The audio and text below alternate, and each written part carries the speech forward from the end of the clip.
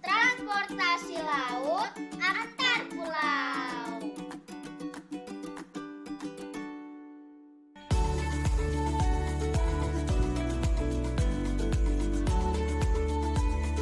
Selamat pagi teman-teman kelas 5 SD di seluruh Nusantara. Hari ini kalian sudah berolahraga belum? Nggak usah terlalu berat juga nggak apa-apa kok. Yang penting badan kalian tidak kaku. Nah, sebelum kita belajar hari ini, jangan lupa untuk berdoa ya, agar ilmu yang kita dapatkan bisa berguna.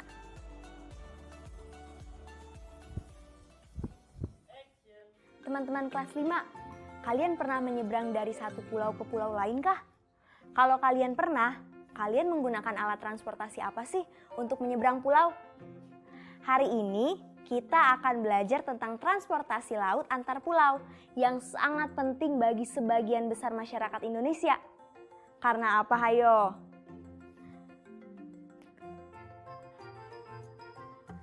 Karena Indonesia adalah negara kepulauan. Indonesia adalah negara kepulauan. Artinya bukan hanya memiliki banyak pulau-pulau besar, tapi juga memiliki ribuan pulau-pulau kecil. Untuk menuju ke pulau-pulau itu, yang paling mudah dan murah adalah melalui jalur laut dengan kapal feri. Teman kita, Francisca Magda dari NTT akan menceritakan pengalamannya menaiki kapal feri dari Rote ke Kupang. Yuk kita simak.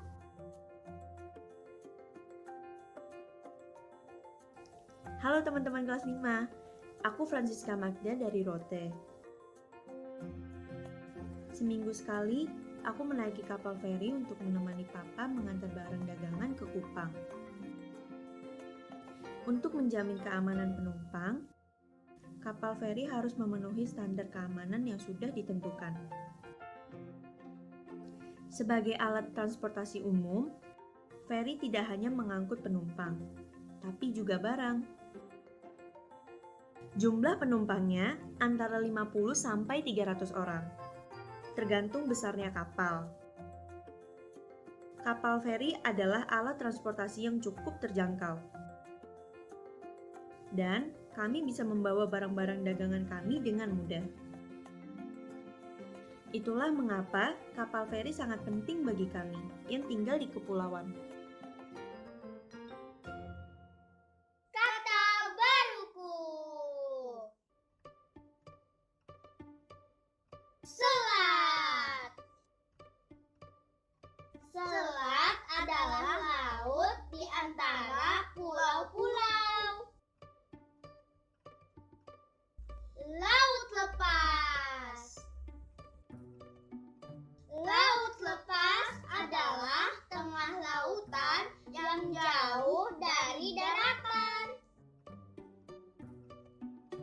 Kepulauan. Kepulauan adalah gugus kumpulan pulau-pulau.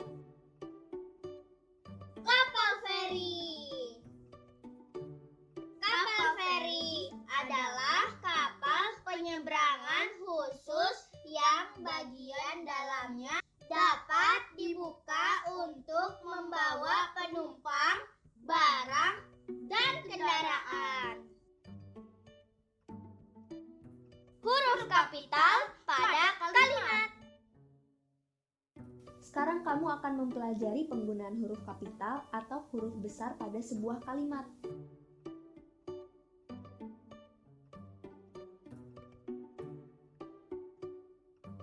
Letak penggunaan pertama yang akan kita pelajari adalah penggunaan huruf kapital di awal kalimat. Perhatikan contoh. Ferry digunakan untuk mengangkut penumpang dan barang.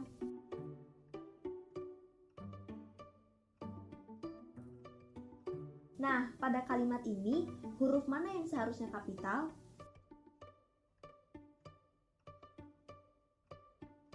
Betul, huruf F di awal kalimatlah yang menjadi huruf kapital di kalimat ini.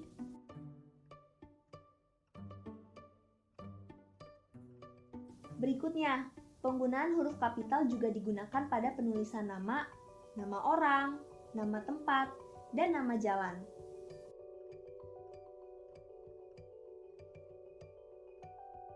Perhatikan contoh kalimat.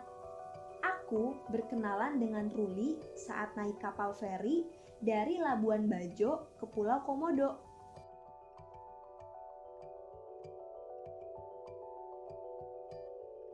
Dalam kalimat ini, A pada kata aku hurufnya kapital karena merupakan kata ganti orang pertama. Lalu, huruf R pada kata Ruli karena menunjukkan nama orang. Begitu juga pada kata Labuan Bajo dan Pulau Komodo. Huruf depannya juga menggunakan huruf kapital, karena keduanya merupakan nama tempat.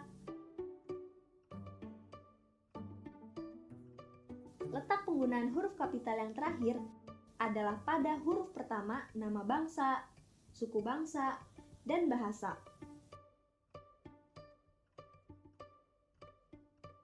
Contoh pada kalimat.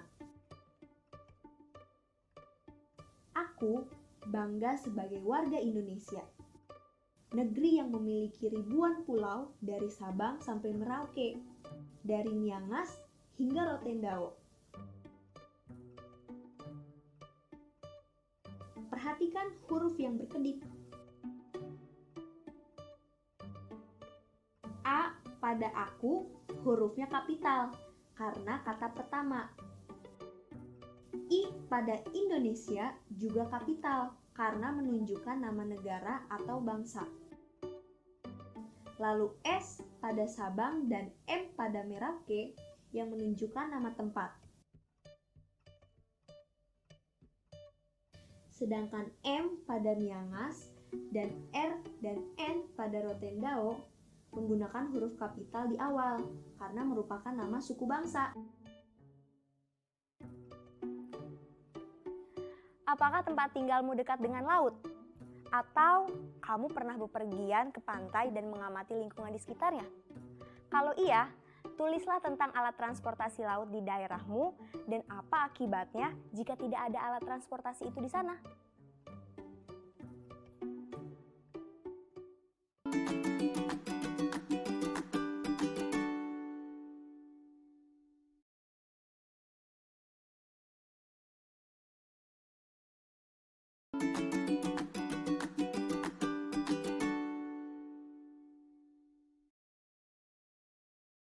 Intuisi bilangan.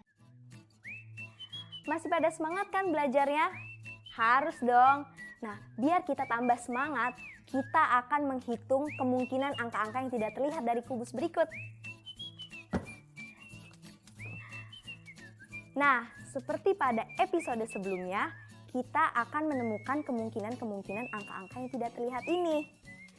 Jika pasangan angka yang dari sisi berlainan dijumlahkan, maka akan menghasilkan hasil yang sama. Kalau aku misalkan menaruh angka 170, maka akan menghasilkan angka 5 di sisi bawah,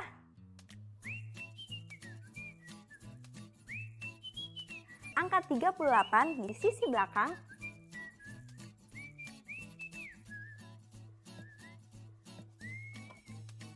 dan angka 68 di sisi kanan.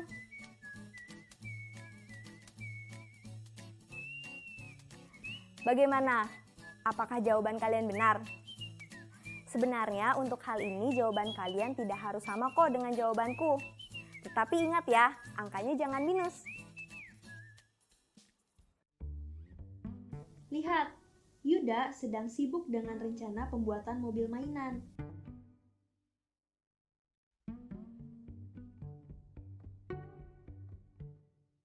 Dia ingin membuat bis mainan dari kardus bekas.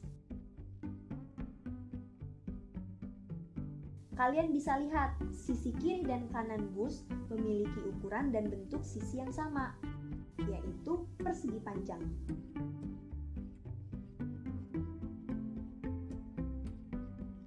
Kemudian, bidang sisi depan dan belakang bus ternyata ukuran dan bentuk kedua sisinya juga sama, yaitu persegi panjang.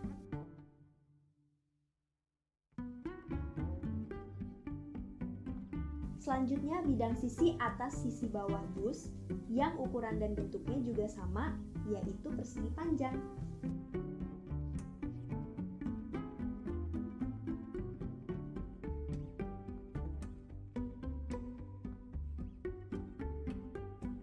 Dari pengamatan itu, Yuda mengetahui bahwa untuk membuat bus diperlukan masing-masing 3 pasang bidang sisi yang berbeda, tetapi panjang sisi-sisinya saling terkait.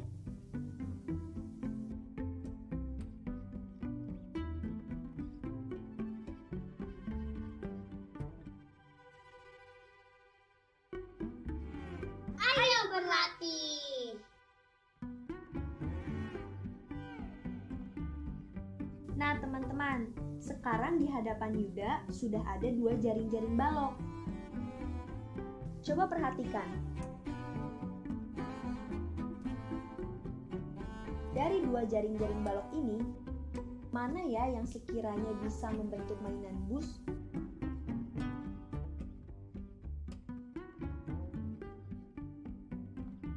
Wah, ternyata jaring-jaring balok B yang bisa membentuk mainan bus.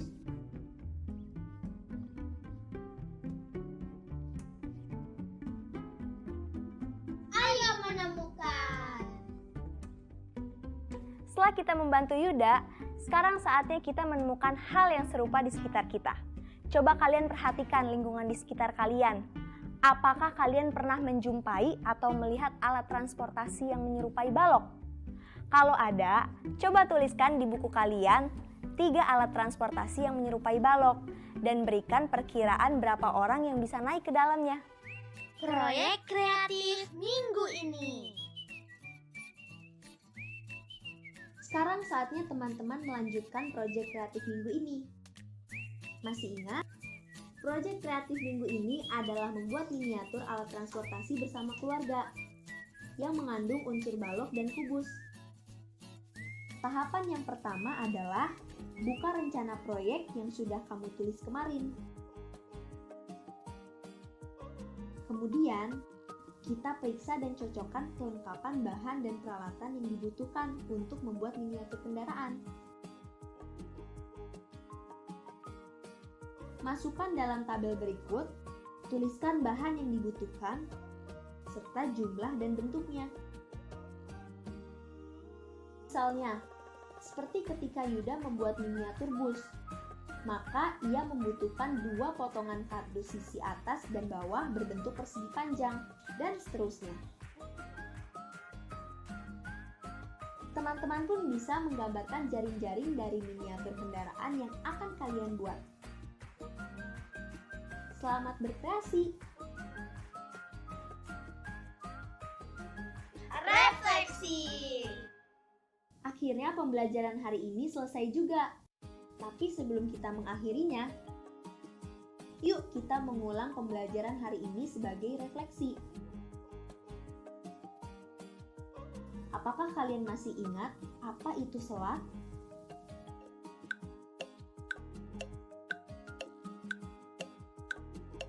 Benar, selat adalah laut di antara pulau-pulau. Sekarang, coba kalian baca 2 kalimat di layar.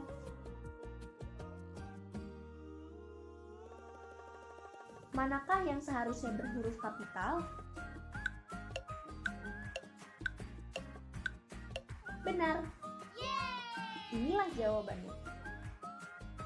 Nah, sekarang kalian lihat gambar berikut. Kira-kira jaring-jaring yang mana saja ya yang bisa membentuk balok? Benar. Jawabannya adalah jaring-jaring A, D, dan F. Teman-teman, gak terasa ya pembelajaran hari ini selesai juga. Semoga ilmu yang hari ini teman-teman dapatkan bisa berguna. Aku pamit undur diri dulu ya. Sampai ketemu besok. Dah!